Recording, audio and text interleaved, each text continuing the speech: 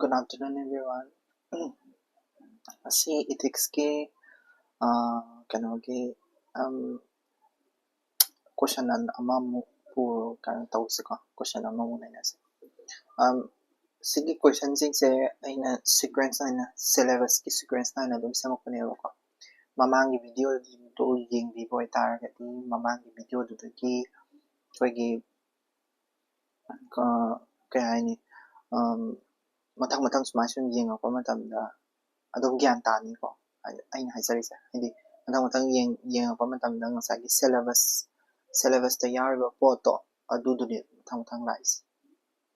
serial wise ta duduna sigi question se mamangda ko ethics tawre ethics ka atopa ta mem amaga haibadi ethics ka value ga ethics ka integrity ga ethics ka atopa value mem the definition mem ama lay definition mem the link mem jing do sembiro question noina sembira ga tham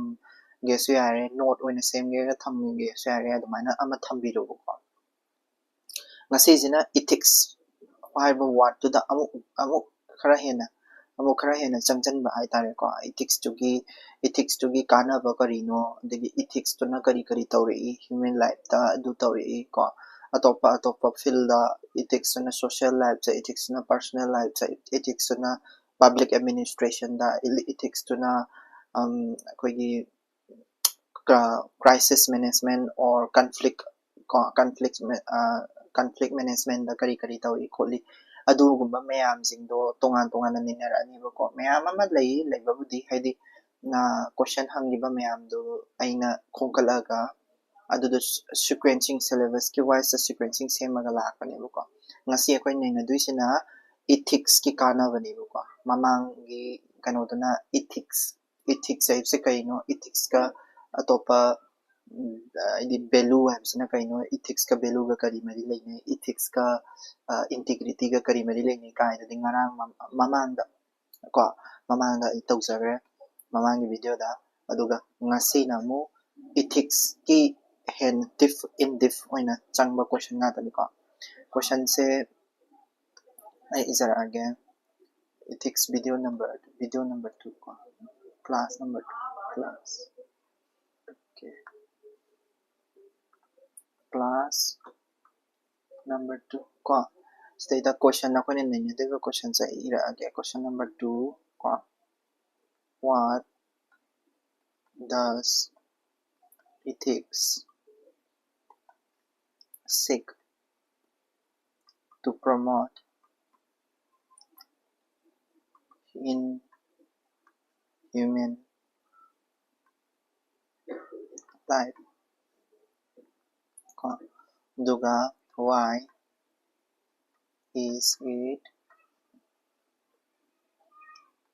all the more important in public administration ko ethics ki kana ba mayam ama lai sit 10 mark ni ko 10 mark kano da hangba koi 2014 da hangba ko ado ethics ki kana ba mayam ama lai ko ethics ki kana ba mayam ama lai maya kidi koina naina du se maya kidi ethics sabse karino adegi ethics ki kana bana karino ethics na kari da kana bepi kari field da kana bepi adu mathang naina rakadaw ne ko ado sidai sa hangi ba question se hana ai kamana khongani habda na haisarake question se koina yengo ko what does ethics seeks to promote in human life habne ado eda mana pyramid ba question se tungina part ani thoi ko ahanba part sina sidaina sibok sina part number 1 ko part 1 ni ba part 1 sida hai se kaino human life ta ethics na kari kana ba bi ga habda ni ba aduga kari second part na kaino public administration na second part season na second part oidoine second part ko second part na public administration na ethics se kaya kari kana gi hangudane ko ado mamangi mamangi topic ta koina nainagri do kaineba ethics है से कहीं no है नहीं लग रहा है तो definition नहीं लग रहा है को ethics to की definition नहीं लग रहा है उसी लाइफ से कहीं नो है कांदा ethics की काना बने application है को application से ना मखन में हम ले रही application से क्वाई human life ta से आहाम बता सिगी हंगी बा पार्ट से कहीं नो application से की मखादा लेवा पार्ट में हम दो अदुदा human life ta kanaba ko human life ta kanaba society da kanaba ko adagi kano da koi gi public administration ta kanaba ka ma'am ma lay ni ko si gi ma'am branch applications ta ma'am san do kriba ko adai da mana question hang ai si kaino human life ta ne ado ngasai kano gi sigi question sigi oina di answer se kamaina khungani haragadi ko page ahum ni khumduise ko page ahum lerangani ko page ahum sta ahamada sida the definition do hana ibiro definition di ngara mamangi class ya awrabani ko definition do ibiro definition se kana gi ibiro ethics ki definition sigi sai area se the definition ibirani adu duga kadawga ethics na human life ta ethics na promote tawbado human life ta ethics na promote tawse sidagi hobiro ko sidagi hobiro aduga saibo ibiro saibo tangkai bo abadi human life ta ethics na kari kana ba bi habado ko second part public administration da ko public administration da kari kana ba bi habduna sijina second part ko aduga last conclusion daw ko conclusion ko last conclusion da de habadi ahambada definition hani ibirani mathang da human life ta kamaina promote taw ya habsimi ibirani mathang da public administration na kamaina ka promote taw ya habsimi ibirani ko adudaita koigi staisa laktu se kaino hara kandi koigi application of ethics hai tare ko ethics se krai da apply to be hai haidi question se me ama ma pa ko word se me ama le खुदमोइना कोई ai har ke asa application har se ko application har se ai ko ngasi nei na dui topic se bo ko application anatre har ga na purpose har se ko purpose natre har ga na koi gi role har se ko role har se asi role of ethics ko ethics ki CMAMs ne masini this ko application natraga purpose natraga role of ethics adudaida ngasagi definition mamang na inagre mamang class application sigla application sida karam topic karam naina ya habdo ha naina zarange human life ki sai hana naina rake ko sigi human life ki first part ki se ko in human life ko in human life haibadi asise human life ta or koi isad han ethics na mi in individual amada hire sai ka shukai de ko human life si mo ta individual hire sai ko individual amada mi amada kari kana ba pi ka na ha ko society level na ta ko individual level da kan kari kana ba pi masis na kana de se kaino human well-being so ne ko kandi human well-being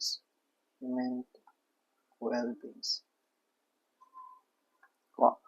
aduduna aina haising se magi application nei naman tamsta ahambada masai kanogi part chu oiduriba koigi human life ki part se hadi masai question si ki part oris definition si ding ran ne definition si di mamangi kano da video do da yembiro aduga definition do adudagi lokhalak toini aduga human life ki part se application or magi purpose na traga magi role of ethics in human life ko human well-beings ki damakta sigi first part se khumnabagi damakta ai human life ta kari kana ba pi habada ai haizara ke ko ethics ko ethics के roles in human life से कमाई तो क्या यहाँ हम बता करें character development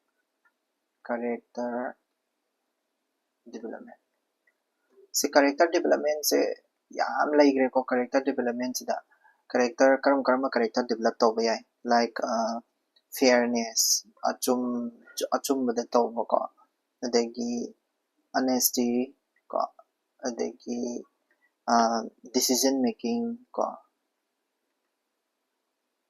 decision making ko adegi confidence ko siguma mayam jing se loinamak se kadoba ethics na develop tawi de mi amagi credibility ai example pizara ke ko credibility adegi self realization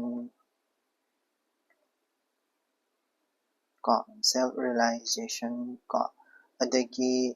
unity ko adegi compassion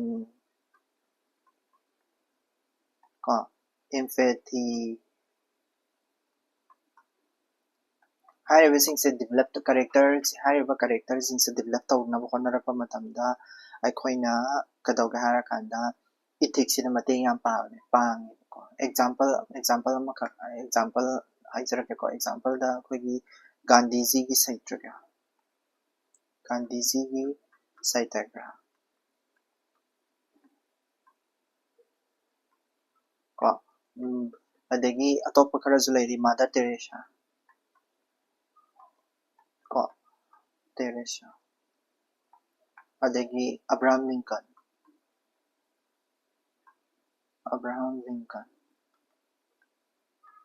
moising sidagi khoi kai haini fairness oiba honesty oiba decision making phajaba improve decision making confidence laiba degi self realization unity compassion empathy sigma man se moigi wari tara kan koi characters develop to example ni ko ethics ina character development to individual level da ni ko adegi atopa mayam am su like koi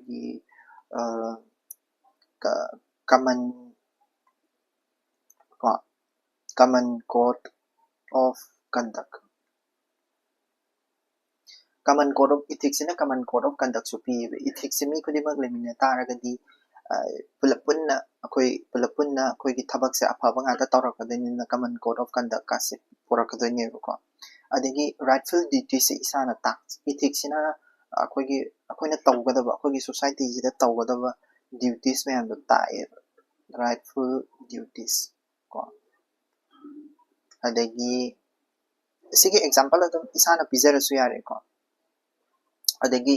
judgment tawbasu mana tawhadani ko judgment se karam kari ge maramda judgment tawdeba judgment between ins and means habadi sisi deontology theology duni ko deontology natraga theology se isana apama ma khanja doini judgment ado deontology theology hai se I explain tawjarake but deontology havena means the aduga theology haragana insta ko id deontology haragana means the theology haragana teleology habako sorry teleology sina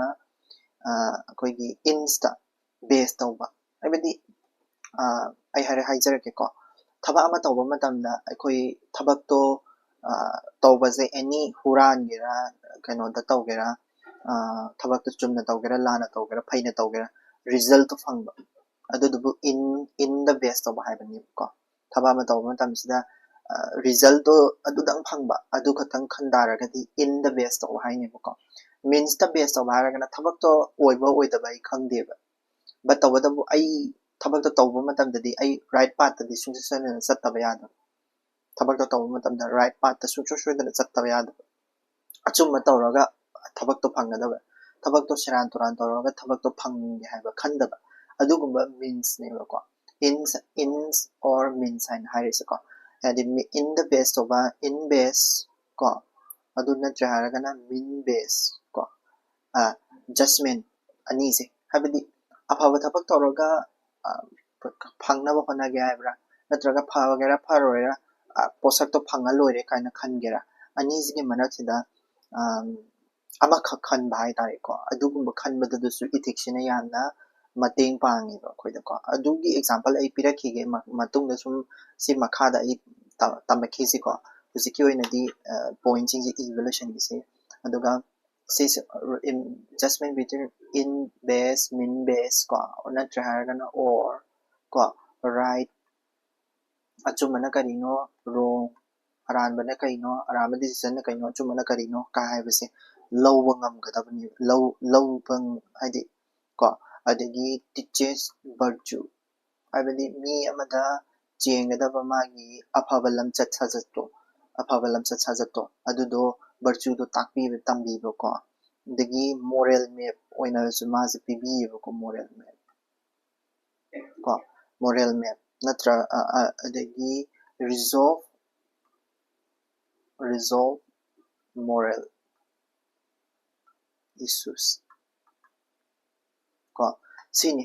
haidi ngasai ethics human life ta ethics na pirise example magi dum tonga dum koigi PBI ko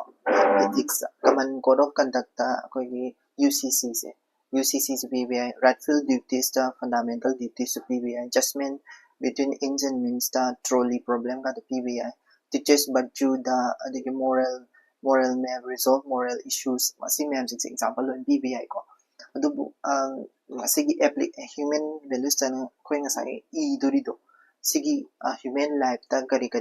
ethics na kana ba pi habado iba matamdadi koigi sigi sumaina diagram ye ga irambasu kusubudi kai de batawdo khara paragraph amagi mo natraga point wise ke maronda amoina piramana yam thin phani ko asini duga akoigi example ama hai tare ko koigi kahaini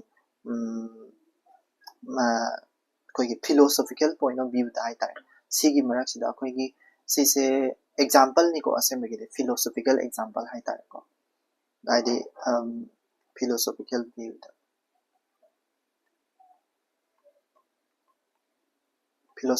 view ngasai gi akoigi mamang da so kaina kari value ga ethics ga ani gi mari se koigi kayani quotes amana kan samjan gidro quotes amana kan samjalitana adumain tawdana philosophical view adi koigi ethics in human life se support of philosophical adi ethics have se human life da darkar lei have se support of philosophical view amakak lei ko example oina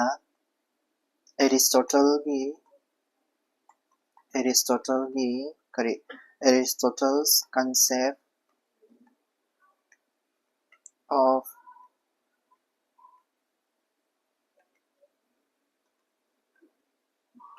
eudaimonia habidi masigi meaning mana haini kai no haidi living well ko hingbaze koi kaini mare mahau thona hingbaze mare mahau thona hingba any possibility ma yung matamda ai isana hana focus piba any possibility mi utada ai isana hana focus piba masi je phangya ai taragade koi ethics se darkar leiba Aristotle concept of eudaimonia se phangya hai taragadi akoina kari ke darkar leiba ethics se darkar leiba ko mana meaning se harake ko ma hai se all human ko actions are for some good habidi human action ko dimak se afaba phangnabagi damak taneba aduga eudaimonia haisina kaino haragadi eudaimonia haisina is the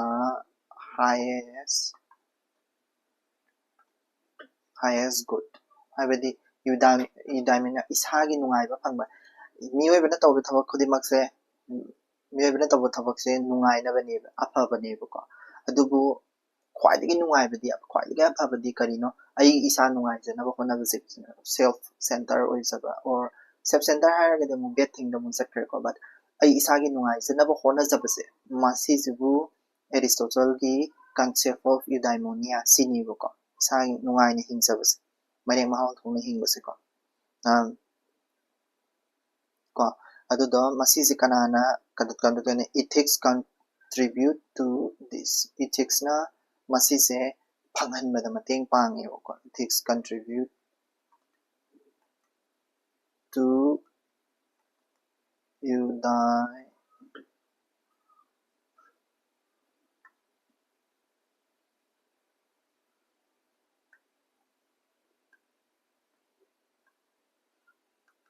eudaimonia ko ethics na eudaimonia se contribute tawe ko aduga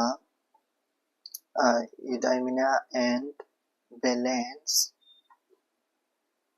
ko balance of for a balance self interest yung ko ay harake ethics ina kadawge harakanda eudaimonia se phangan bada mateng pangi ko ethics ina ko aduduga kadawge harakanda mana balance am supore kanaga with interest of other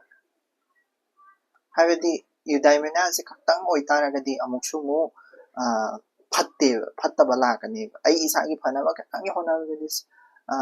kaini self center oi taragadi koise puksel pik pata doini but ethics se yausal laga taw taragadi ethics yausal taragadi puksel pik pai se kai yongo ai thaba ma tawre thaba ma tawsida ai isagi khatang khallaga tawre ba ai achapo chare achapo chabu ju ai isa hauna ba khatang cha khalle ai mu manungi natraga mi atopagi kem khandre ba adu taragadi ai nungai rakadra ne do nungai ro edana ko adudo eudaimonia gi concept chande ai isa self interest ta thabak taw taraga su kedoba haidi balance ama purok pai tare ko mi atopagi phanabu taw bai tare haidi mi atopagi phanabu taw ba ai isa gi phanabu taw ba so that ai do kai haini aphaba nungai ba punchi ama hingina ba diginam ko ai isa gi phanabu taw ba mi gi phanabu taw ba adu da balance taw bai tare ko adu do kanana pi ethics na pi ko ethics na pi adudani ko aduna se philosophical concept se Aristotle concept of eudaimonia se kan si se human life individual amabu aphaba pot tapurak na bagidamata na kanu tawba pot ama khakne ko si se pai khada iba matam dadi sigi human life se iba mata human life ki human life to nunga na ba iba matam dadi any apamba khara khangatlaga dum EBI ko like character development bo egera common code of conduct rightful duties any apamba mi EBI ko philosophical views e ulbu egera ko apamba ma aduga PS to sigi PS channa ba haidi nanga human life sigi PS tangkai yorok pa pause sidi sida sibau da iba yaba nong ko adudo khangatlaga ibiro ko sidege aduduga kaya ini ninjing bada dum ira sai ko ninjing bada aduga second part kise lag chengai da atopa khara chu nei naram se ko second part is application purpose role of ethics harabanina human life da su adagi atopa da su human life ka atopa ama su lairi maga mari khara leina ba ai tare ko human life se ka topa society ai hasare ko society second subada human life na tabo ko society social well-being hai tare ko to subada social human life kina tabo ko social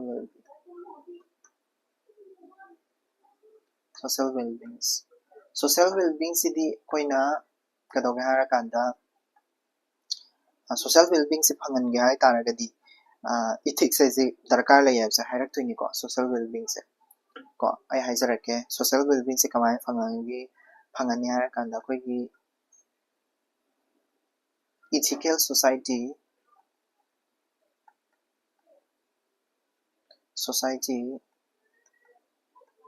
refrain from crimes ethical yam oiba society ma oi taragadi crime torokajane crime rate handarakani natra dagi ade akoina kadoge harakanda utilitarianism haibedi ngasai gi consequentialism do ꯑꯩꯈꯣꯏꯒꯤ ꯉꯁꯥꯏꯒꯤ deontology ꯗꯣ ꯒ꯭ꯌꯥꯟ ꯇꯥꯏꯀꯣ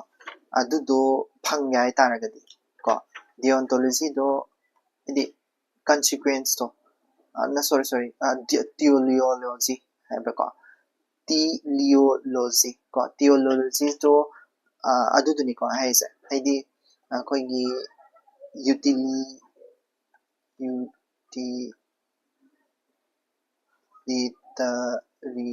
utilitarianism ko communitarian good community gi phanaba sinba ko adagi stewardship season haise utilitarianism na haise consequentialism jene ko consequence magi in base to ko consequentialism dani ko sise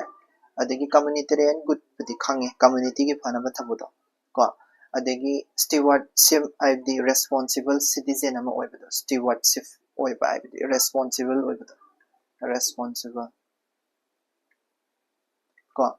responsible oiba si mayam jiksina kari contribute tor ani ethical society ma contribute tor ani yan dai ko moi gi virtue mayam jiksina ethical society ma contribute tor kadane ko dagi atopa khara su lairi like ethical society da contribute tawase koi gi economic and environmental ethics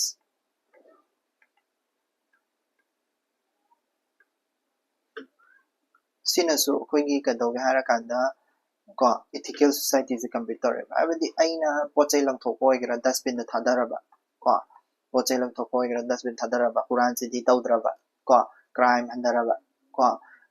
dagi atu to crime haise loi sure crime kudimak ta handaraba adagi consequentialism da thabak tawraba abadi sijina hayeng society da kari awang tholakadra tholoidra habidugi khana nainaraba community gi good kidamak ta community health service link ko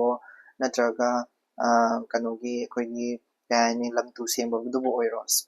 responsible oiraba aido community si laibanina aigi nat culture tradition nga ke aigi language fazana season ge khot ke aigi parking fazana tawge adu fazana tawge khallaba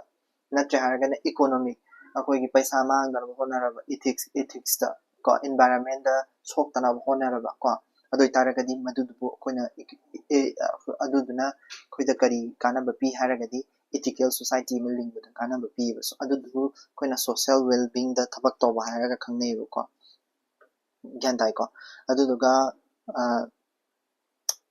adi sida example am ka hairamge ko sida is the example am ko example se kanagi example no hara kanna prasant nair AIS ni ko prasant nair gi operation sulaiman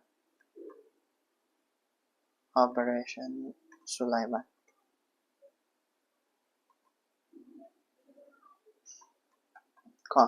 sigi operation sulaiman haise atai kai nate ko koigi kerala da freedom meal pibagini ko sijina hunger kokna bagi damakta phajaba thabak tawgibane ado operation sulaiman ni haise communitarian good ki responsible oiba si mayam jingsi ki ama haidi yamna phaba example ama khakni ko aduga idi philosophical view du yingse philosophical view ma gi su lei ko philosophical view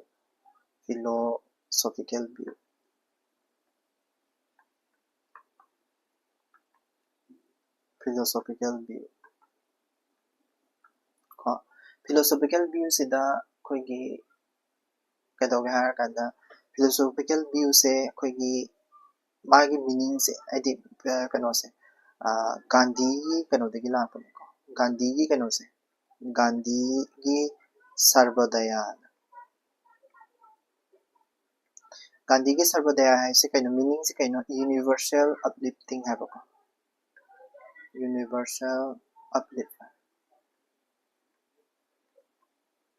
natraga progress for all hai ko progress for all सिना तानिंग इसे कइनो गांधी की सर्वोदय से fungi हाय तारगदी गांधी की सर्वोदय से fungi हाय तारगदी कोई कइनो से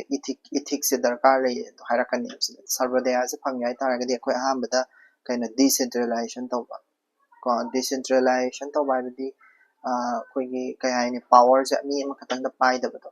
मी मरी मंगा तरुक तरेत यंथोकपा हाय तारे को सर्विस तौबा गवर्नमेंट की तबक्ता थबक तौगे हाय तारगदी कोई राजनीति द लुप लेतबा को लोक नीति दो इन लुपा है तारे प्रजा मियाम की थबक तौबदा ओइन लेपा है तारे को राजनीति तौरगा पॉलिटिक्स सानरगा लेतबा है तारे को राजनीति मुथतपा लोक नीति ने मौत सिनबा अदेगी कदोगा हारा कांदा इथिकल प्रिंसिपल सिदा लेरे को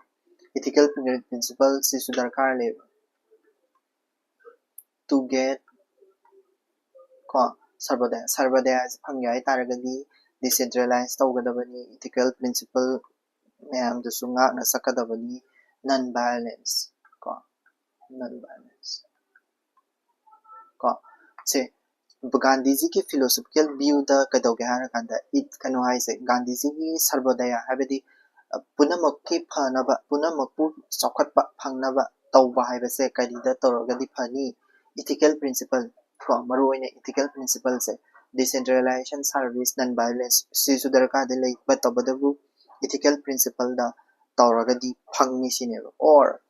अतोपा एग्जांपल अमदा कोगी कयानी कम्युनिटेरियन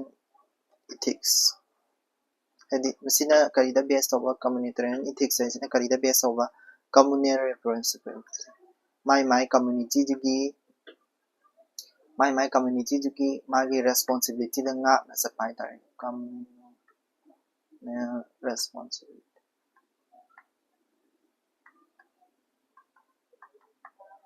को communitarian ethics yung ko philosophical view ani dum leire ko philosophical view amana communitarian ethics natraga philosophical the Gandhi ji ki sarvodaya hariba ani sina karita ke hara kanda koida kadoge hara kanda society se linkhat pamatam society se koi punamak se chawkhat ne na ba khona ba matam da kaino koina decentralized tawam changi meaning di kaino masigi Gandhi ji ki sarvodaya sina haining ibe meaning se kaino hara kanda koi gi yamna point amaga wale no party politics party politics ambo leitaba hayeng sise Gandhi ki hayeng irappa matabdadi paikha de irappa matabdadi sarvodaya ise sarvodaya Gandhi ji ki sarvodaya se phangnam phona matamda koi ethical principles se darkar li hai to khatang haram aga loire ko just id sise Gandhi ji ki sarvodaya do khara in depth explain toram mani ko so philosophical views ida Gandhi ki sarvodaya se su ngasai ge kare social well being sida support tawe ko philosophical view amoina social well being da support tawe ko aduga ngasai gi ani se haidi individual well being habam ga human well being habam ga social well being habasiga ani se relation lay habadi mari layni boy ko mari layna base sisisu hairam se ko mari layna base kamai mari layni do hairaki ko koigi social well being habase koigi phangge hai taragadi individual do hana ethical oiba ma changi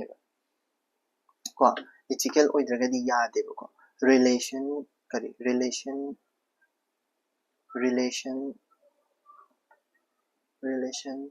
between individual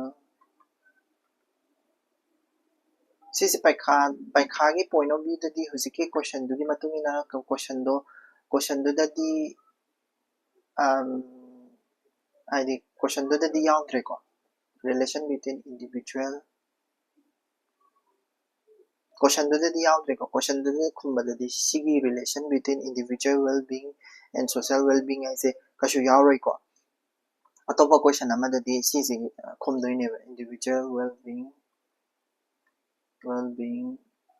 and social well being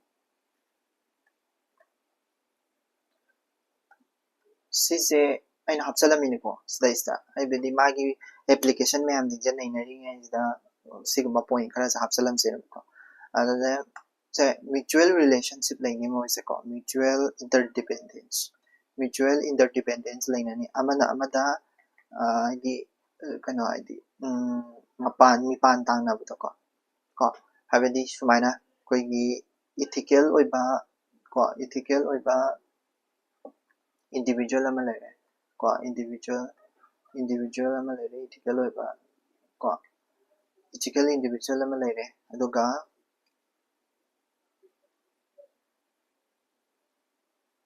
high ko ethical society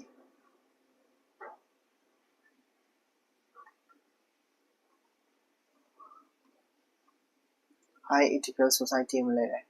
ethical individual ama lere high ethical society ama lere ado ethical individuals na high ethical society se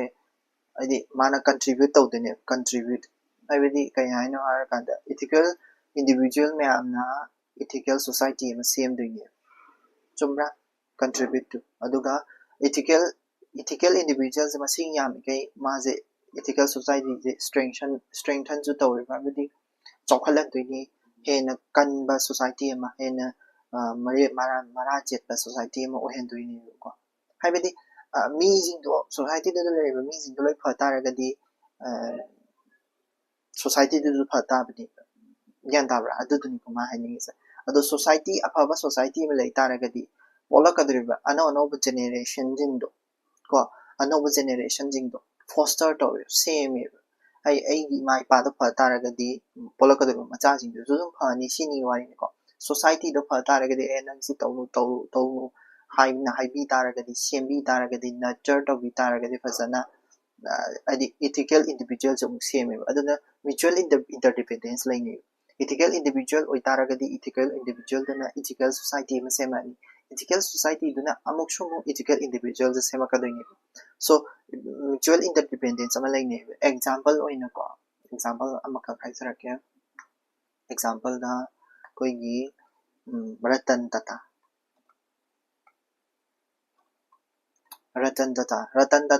said he is one of the social reformist amani ko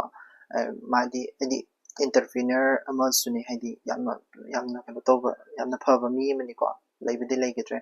ratan tata na maje social well-being ratan tata is a ethical individual or raktoini ko ai hairake ko ratan tata je kamani ethical individual or raktoino social well-being da makta maje thabak yam tawe social well-being ko social well-being da makta maje thabak yam tawe ado mana tawrise si employment bibiba ko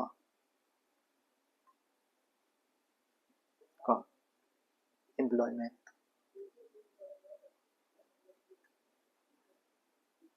dagi CSR ko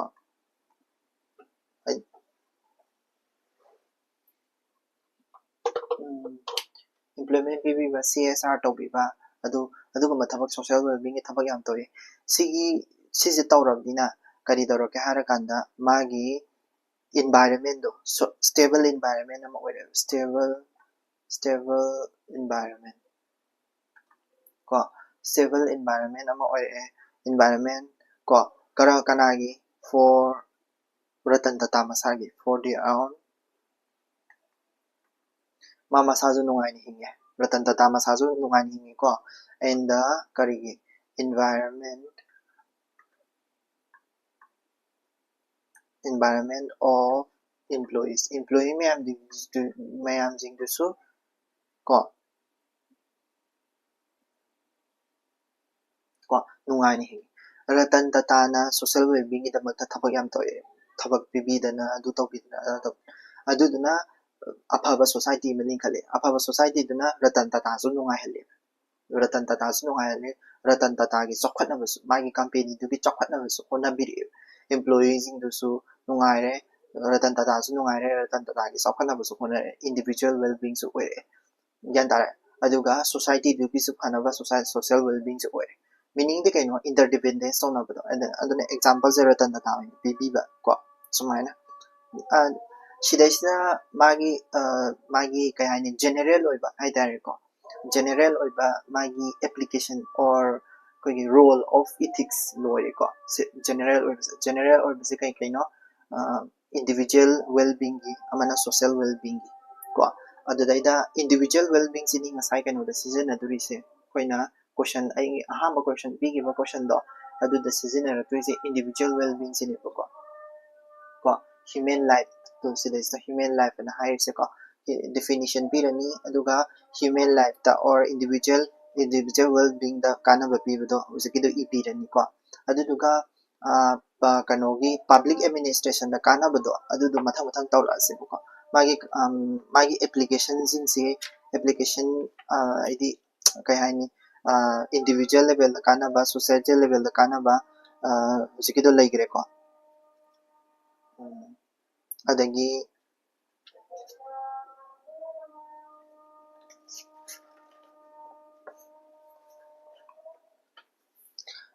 atopda importance id ngasagi application purpose role of ethics tilere aduga importance mana hangi se kaino ngasagi do application is this important hydra more important ko the importance in public administration kanaba piba na magi important public administration the kanaba piba sise neinajari ganda se application purpose role of ethics is loy ko adudo neinajari ganda ngasagi second part se neinajari ganda second part si kanaba se mo hierarchy second part se koina application laire ko aduga magi importance lagtoni importance se kaino ngasagi sigi public administration da kanaba lagtoni ko adagi kaino da kanaba public administration da kanaba adagi personnel ko so adagi organization level da adagi kayani society ziki hariba kainogi level da societal level da su kanaba adudo magi importance to hayo na hare ay music se ko public administration da personal life the organization level life the society ki life the adagi adugi kanabado example pi de bisene importance in public administration harakadi public administration na kamaina kanaba pi gi ba ko example loina pi de ko why it is all the more important in public administration sidadi kasai general oibadu later human life individual or kind of society haina direct later direct example pi using this hires direct example pi meaning the kind of the koigi personnel level da kari kana ba piri kari ga kana ba pige example loina pi usine ngasai sigi character development me agi example do pirakte ni ko ngasai human life ki do personal level importance of name ase ko exact define or episode personal level da hara taragadi general oitre personal level da hara tari kari no do tarega to ni ko kari kana bibia da example da loina na mathang hara ke importance of ethics importance of ethics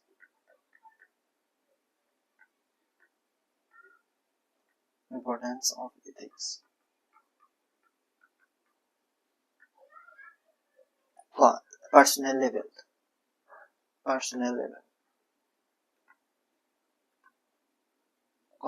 personal level da kai kana bi yung ko ai ha ne ha ma da koi gi honesty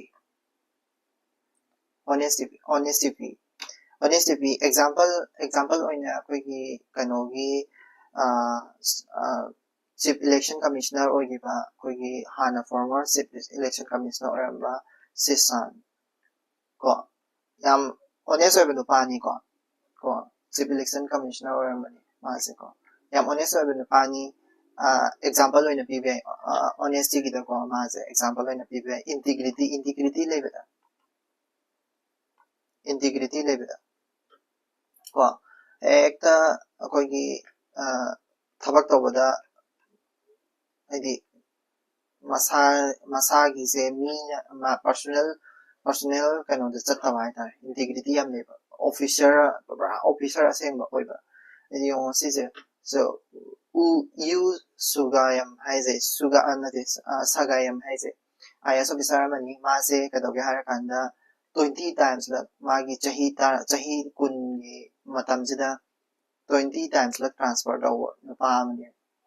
integrity je systematic level lagi ko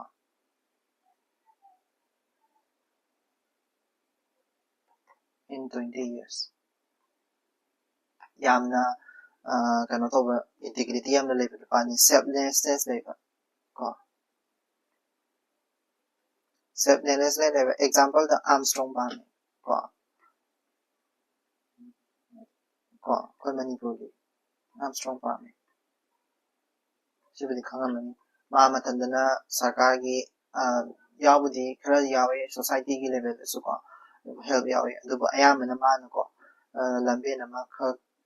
singgi lambe na ma kha 100 kilometer road ma kha sab ko adu selflessness ne ko haidi masagi kanaba toujari ne ko adegi responsibility yam le responsibility ko responsibility haraga koi gi kano do haibe yai koi gi lal bahadur shastri responsible yam le ko mana railway minister owning and railway accident thokpa matam da ko koi gi mathandas koi gi kai haini pham thadok jab masana ko lal bahadur shastri adegi self confidence level ngasagi individual level da si je ha pa su ai ka shu kai de ko but the si is not just koi gi kai haini manung in diff name personal level ara taragadi in diff just individual level to na general level ko self confidence level example the Dr. B.R. Ambedkar masa adi koi gi kano na mana law minister oring da koi gi Jawahar Nehru na government firing and Dr. B.R. Ambedkar je law minister ke pham thado kai na di koi gi reformist Hindu gi kadoba Hindu gi code bill lama khak mana semdok se ai ko adu do yad Hindu reformist Hindu code bill ko adu do yad ba gi B.R. Ambedkar se pham thado ai badi self confidence am lai ko probity have the organization the integrity levels probity se kano ga samane ko integrity ji ga ju samane but integrity example is probity de do have sai ko example da ko gi Durga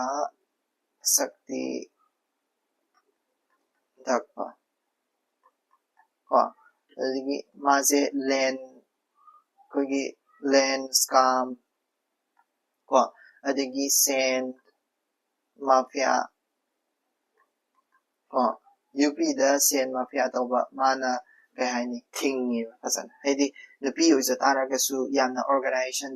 or haidi sensasu tawdaba adigi kai haini land scam ga se puthok tana khotana yam thonga phaba aduga organization dugi thabak thoram da haidi duty da magi duty da yam changkon ba integrity yam na leisaba the PM ka oe duty da yam changkon ba duty zin duty se tawdraga di yade ha ko rule and regulation da yam na base tawba adugumba the PM ne ko personal level da ko adu kari gumba ma haini se kari sigi personal level se da kari gumba ethics le ram da taraga if there is no ethics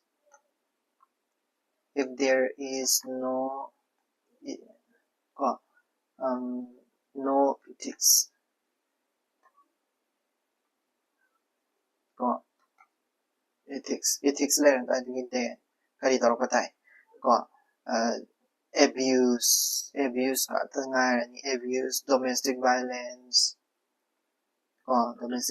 tola ni ko adagi caste system gi kanaba pan adagi cheating ko adagi biasness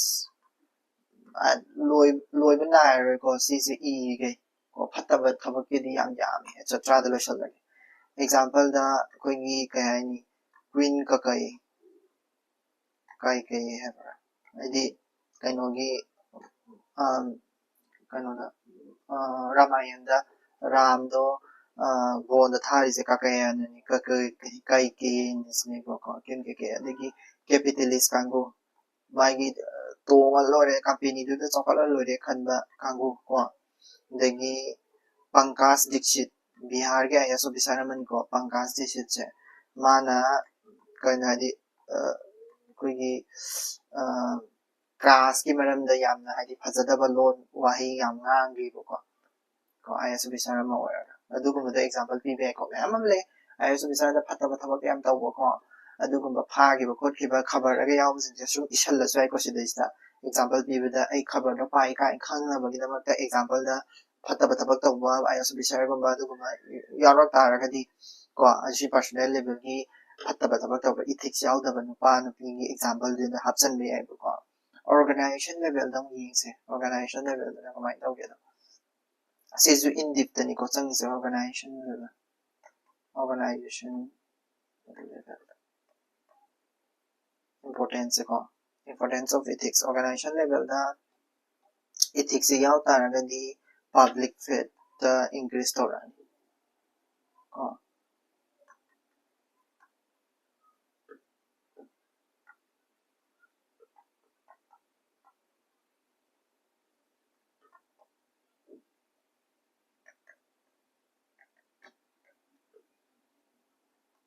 public faith the increase torani adagi see public faith the increase tor as example oina Delhi metro ko koi tong matamda nomada haidi faith layeba dum laytro aidi khangde aidi yam lay Delhi metro se tong matamda koi gi game khandabada ko Delhi metro ko adagi kaya haini transparency organization level the transparency level is a quick example in RTI lui tha yare ko organization level adagi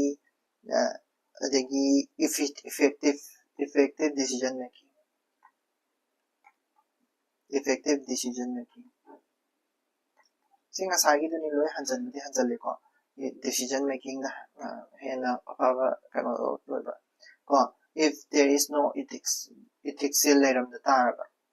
ko ethics leram da taraba dui tar di kedo batai kari ora pe ko kari ora pe ethics leram da taragadi organization level da ethics leram da taragadi kari ora pe ham tamda leram da taragadi koina corruption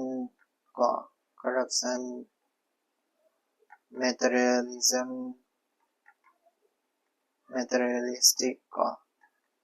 society do hindi chokpat pa gamdang ngamoroi ko violence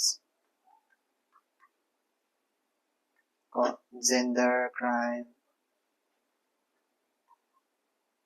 ko amamlani red tapeism favoritism stereotypism adu example je amamale example da ko adi khadamene example am ka pirakke ko example da koigi 159 si Lok Sabha mamangda tawgiba Lok Sabha election dagi ko 159 Lok Sabha MP se ko has criminal charge ko si Lok Sabha election su 2019 gini ko 2024 gi andak 2025 da tawgiba do adugi shu kai 24-25 ki kano da tawgiba do adugi shu laigibini ko ai kare adu do in hapa sai ka shu kai de ko 159 ji adugi su yam gibani ko adagi koigi example mayam ama lady ko like Sri Lanka ki president Mahendra Rajapaksa masu nepotism da base over the claim tawni ko mina asengbai tawre di khangde but claim tawna mina organization level da do yam phataba idi kano tawba pot oideni ko so organization level gi sida lo shalage society level da society level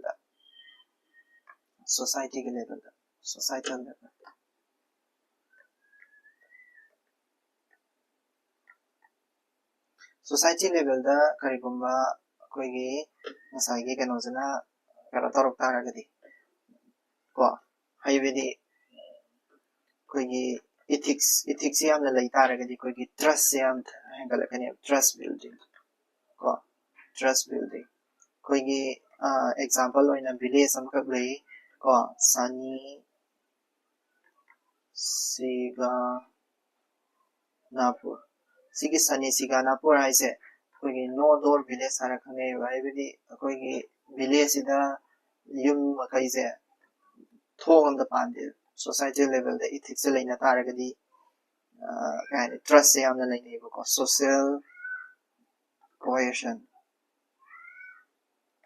social cohesion and harmony ꯍꯥꯏꯗꯤ societyꯗꯣ ꯏꯪꯅ ꯆꯤꯛꯅ ꯑꯃꯒ ꯑꯃꯒ ꯅꯨꯡꯁꯤꯅꯅ ꯂꯩꯃꯤꯟꯅꯅꯦꯕꯀꯣ ꯑꯦꯛꯖꯥꯝꯄꯜꯗ ꯑꯩꯈꯣꯏꯒꯤ ꯀꯩꯅꯣ unity and integrity ꯑꯩꯈꯣꯏ ꯏꯟꯗꯤꯌꯥꯒꯤ unity in diversityꯗꯣ ꯑꯗꯨꯗꯣ ꯑꯗꯨꯝ ꯍꯥꯏꯔꯁꯨ ꯌꯥꯏꯀꯣ ꯍꯥꯏꯗꯤ ꯑꯃꯒ ꯑꯃꯒ ꯅꯨꯡꯁꯤ ꯆꯥꯟꯅꯅ ꯑꯗꯨꯝ ꯂꯩꯃꯤꯟꯅꯔꯤꯁꯦ brotherhoodꯁꯦ develop ꯇꯧꯔꯛꯀꯅꯦꯕꯀꯣ brotherhood ꯁꯤꯁꯤꯅ ꯑꯦꯛꯖꯥꯝꯄꯜꯗ ꯑꯩꯈꯣꯏꯒꯤ ꯀꯩ ꯍꯥꯏꯅꯤ ꯕꯙꯥꯏ ꯈꯦꯔꯥ ꯀꯣ ꯕꯙꯥꯏ ꯈꯦꯔꯥ ꯍꯥꯏꯅ ꯚꯤꯂꯦꯖ ꯑꯃꯈꯛ ꯂꯩ ꯃꯁꯤꯁꯤꯅ no FIR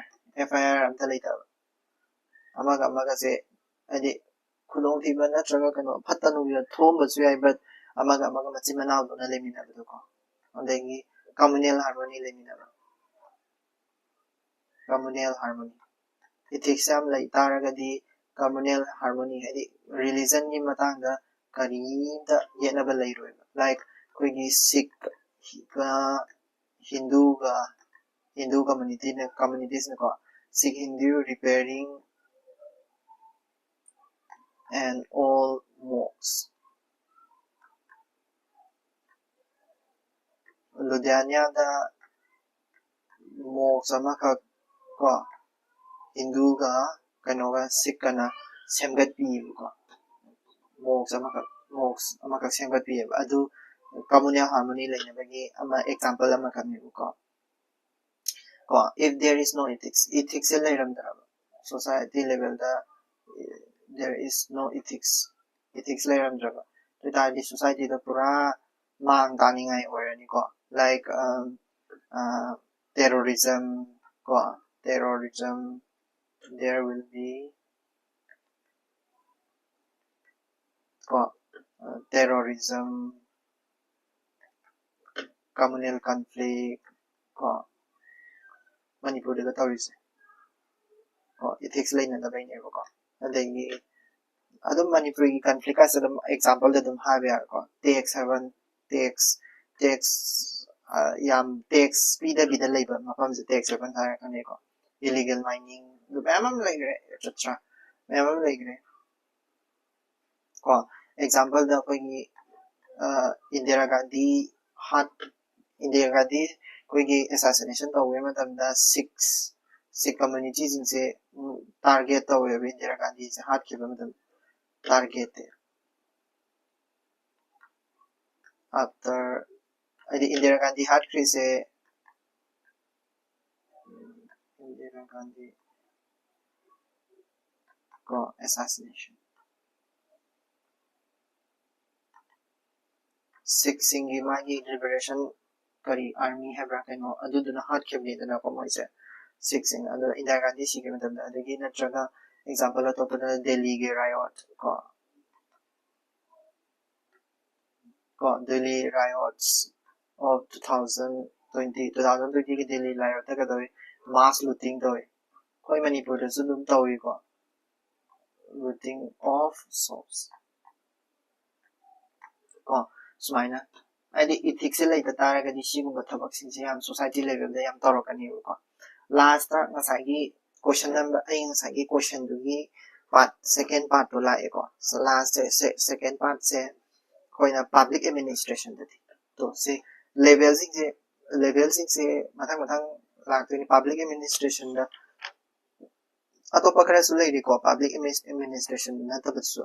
so public administrationꯒꯤꯁꯤ ꯌꯦꯡꯉꯁꯤꯀꯣ public administration ꯑꯗꯨꯗ ꯍꯥꯞꯆꯤꯜꯂꯝꯒꯦ public administration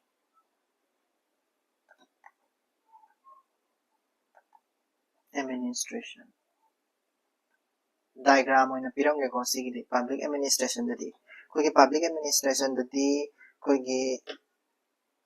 koigi ethics se ko public administration de ethics se laina ba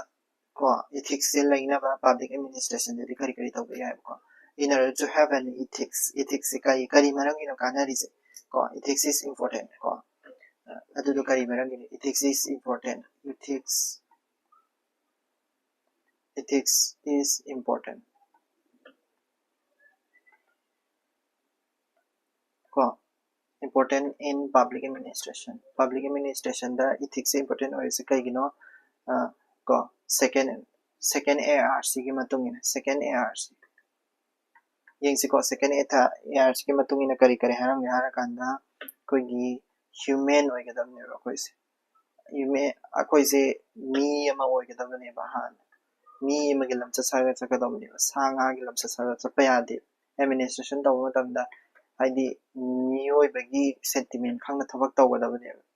compassion legadabani ko adagi ngakpi hegadabane natragadi sanga tarani adagi effective implementation tawnabagi damakta suneba koigi ethics darkar lerise ko adagi balancing all values ngasagi value me amam de leineba like all values like koigi conflict yam tholakani kudamana harakanda kano rule in bada phabra ko form thaja matamda rule in bada phabra natraga rule je lokthoga koigi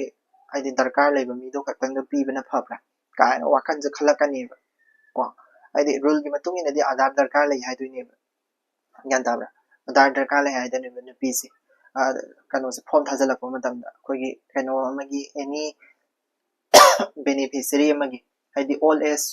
as pension pangbana pi amagi all age pension se darkar lebi se adar darkar le thajala ko ta bank di dil darkar le ado hujigi nupi di adar chu leitre bank di dil chu leitre ado tara kadi akoina value ani thole aha manna rule of laws in by di kogi kahaini ko rule of laws in by di kogi adar yaudra di yade habse adar yaudra di yade aduna nupi se piru duni ko kano se piru duni asagi all age pension se piru duni adu rule of law illagadi all age pension se piru duni adu rule of law in banatabida compassion intigi kanogi koigi isada koigi kayani justice adi justice pangya itaragadi nupi do da justice to na hena value justice aba value se phangan ga itaragadi nupi do phangdoi ni dana hanubi ni aba all age pension phangada nupi ni aba ubada dum khangi aba adar yaw de aba wani kano yaw de wani justice to phangan na bagi damak nang justice aba value da nang je firak to lepo itaragadi or humanity gi or nuksi bagi for kanogi koi kindness ki natraga kanogi amal lepi boy taragadi nupi da adar tan thopi bani khangde natraga adar do shu yaudra su madi kano confirm tawre adu tawre da tawre habiraga mase phangalo aduni hanubi se phangalo all expense phangalo habise choice ani sigi marak chada ama khandabadi yaro adu balancing tawna hona bada koigi ethics se darkar leiduni ngasai ge ina bado adar je magi tan thopi ba aina sapira tan thopi ba aduga all expense se namdana phangan justice su phange plus rule of law du ilen balancing to bai se ko aduduni ko amada katang khandaba haitare ko adugumada ethics se kanari ko for subada tough situation abedi like irang ama thoe ko natraga lan ama thoe aigi district to da natraga kanu to da adugumba tough situation to da koigi aise ethics or ethical or bisna aigi base response ne ko ethics is important in PA the public administration the second ARC the hybrid ko se ko atopa others haiba atopa others second ARC natabada atopa di kari darkar leiri haya kana 5 sabada discretionary aigi isagi decision lepsabase ko ai irang thopa mafam amada aise santri tare ko aina irangzi namdanabagidamagta aina tawningba sang tawba yai aduduna madu matamda ai isagi decision je lepakadani madudadi rule haibam tongana la adudai khwaidagi error yamna thoidaba ko error yam thoidaba decision to lep to minimizing error ko dagi sixth public trust ko public trust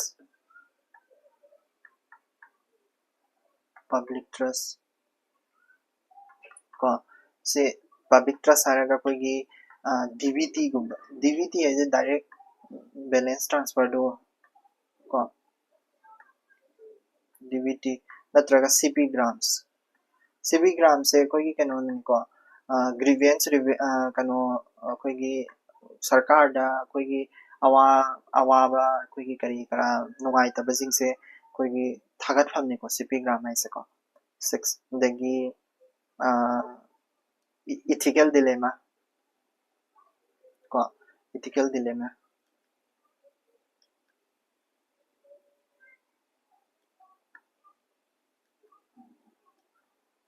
ala kano ya और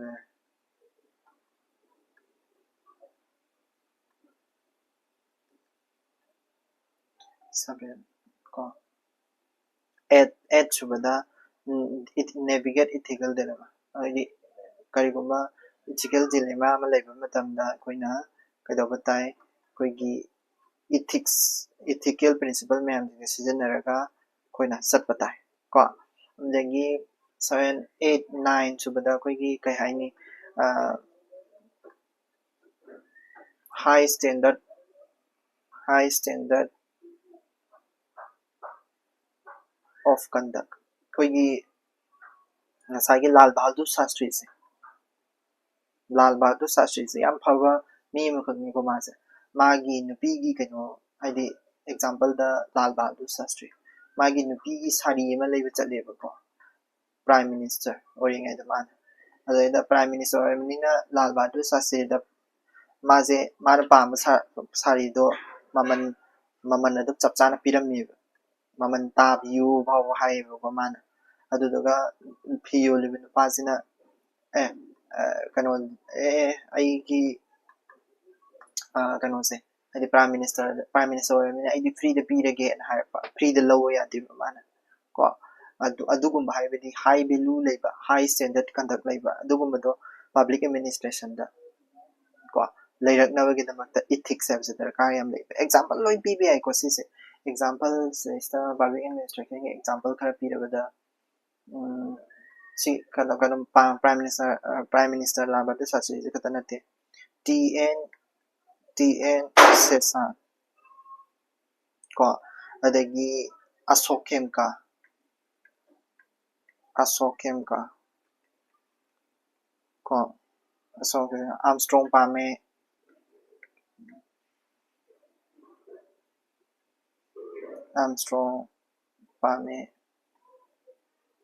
को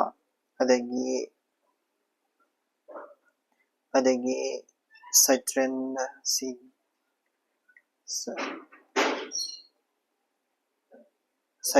दुबे सी साइट्रेंड दुबे ऐसे ngasagi koigi kainani saturday to be saying koigi golden quadrilateral project na koigi kano city mari pullaga koigi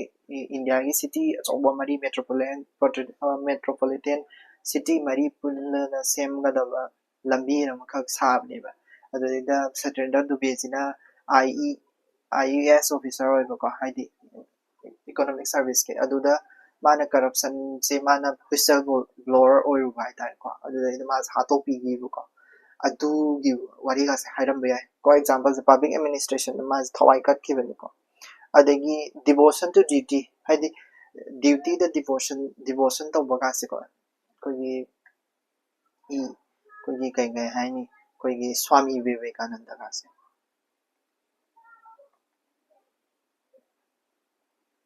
ko सीजिंग से अदो अतोपा ma'am हमसु लेरी like से मापन से खतनते को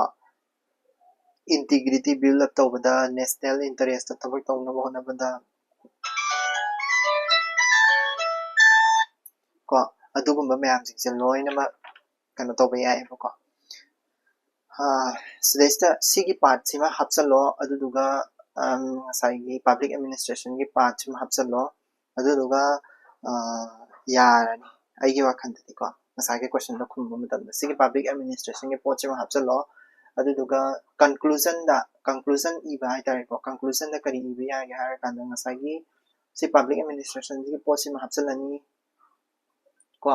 lagi dise definition ama hapani ko human life da kai kani degi kano da kari kani